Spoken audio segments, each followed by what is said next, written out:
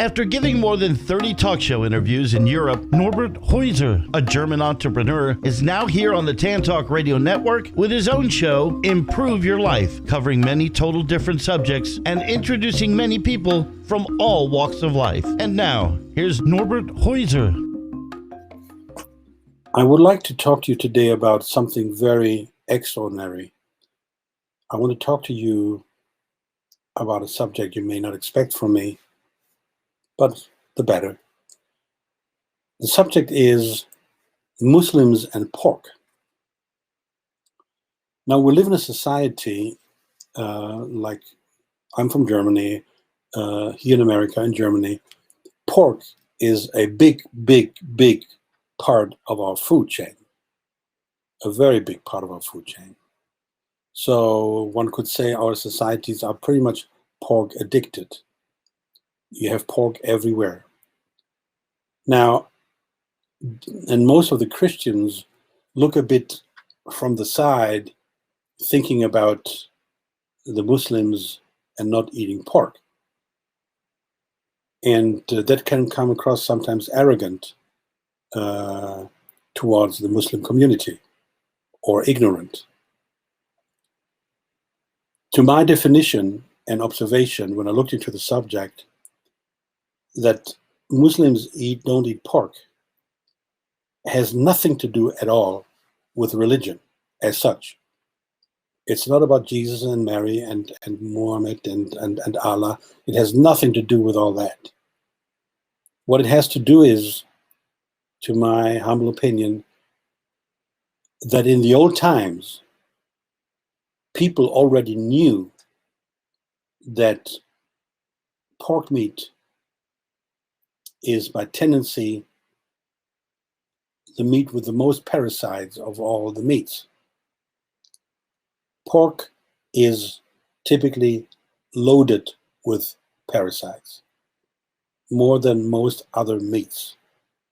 And what has happened in the Muslim community, that they forbid to eat pork. Why? Because they were already aware that it's not good for you. It became a dogma, a must. That was not a question of choice. Now, in the very old times, very little people could read and write. And they lived by their books of their religion. And in basically every or most of religion, you always had throughout the year one or more several periods to fast, to not eat food for several days, or to eat only certain food or only at certain times. Some fasting was involved in most religions. Why was the fasting involved? Very simple, because as a cleansing action, the action of cleansing your body, they already understood that you were accumulating stuff in your body and it should be cleansed. And going through some physical processes of healing and cleansing was helpful to not only be healthy and stay healthy or become more healthy, but as well as a spiritual being to be more free, on a higher level of sensitivity, of spiritual awareness, that went all together hands in hands. So that was at the original situation. Now, in the Muslim community, that became such an essential part that it was an absolute no-no to eat pork. And that survived many thousands of years now. And a lot of non-Muslim people don't understand it. And sometimes I can see they have a problem even to tolerate it. So the interesting part is, for anybody of you who has been raised like myself, Catholic, I was raised Catholic, and being born in Germany, where 95% of the people were either Catholic or Protestant. And there's a big story behind this, what there's going on with being a member of a church. Because if you're a member of, in Germany, of the Catholic or Protestant church, a quick note, side note, you have to pay 10% of your income tax to the church. Let me repeat. If you are a registered member of the Catholic or Protestant church in Germany, let's say you pay $500 tax a month, you have to pay an additional 10%, $50, to the Catholic or Protestant church, depending on where you are a member. And this is not a choice. This is the law. It goes back to Hitler times. It's a story which usually most people don't even know, and Americans anyway, that this is going on. So Hitler made a pact with the Church of Rome, and that's another story for another day. So the basic bottom line is, if you're a Catholic or Protestant, you have to pay 10% church tax every month. And when you're employed somewhere, the employer deducts it from your paychecks. And the employer forwards it on to the government, which forwards it on to the churches. And it's, of course, a joke when you say that the churches and the government should be not intertwined, but being separated. I can tell you in Germany it's not. So that's the situation if you are a church member in Germany.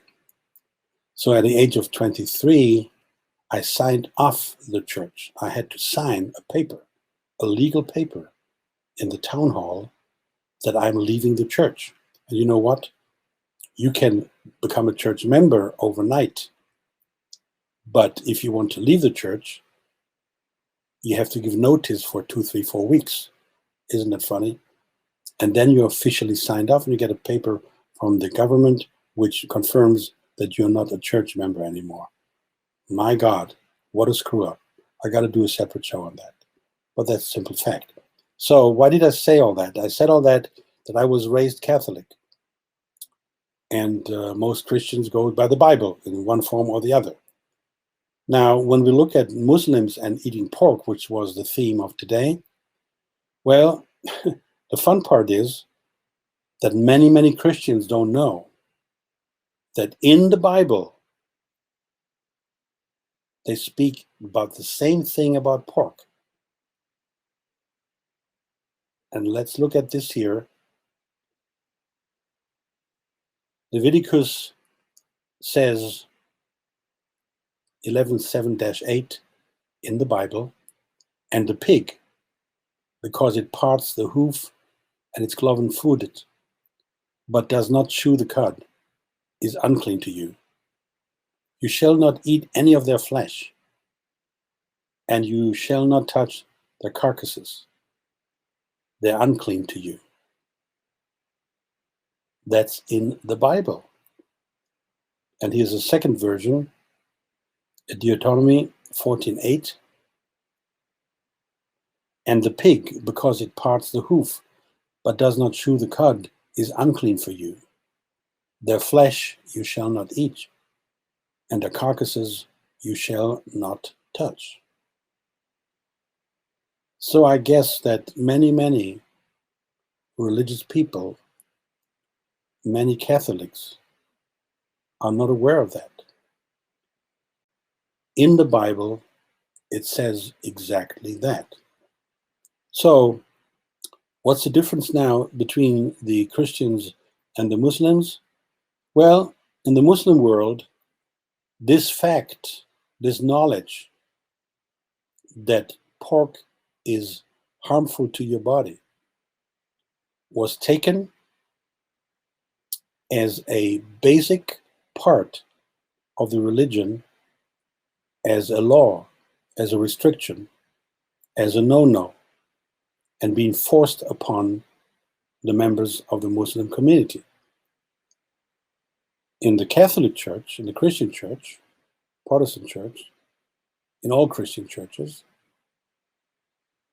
this part has been widely ignored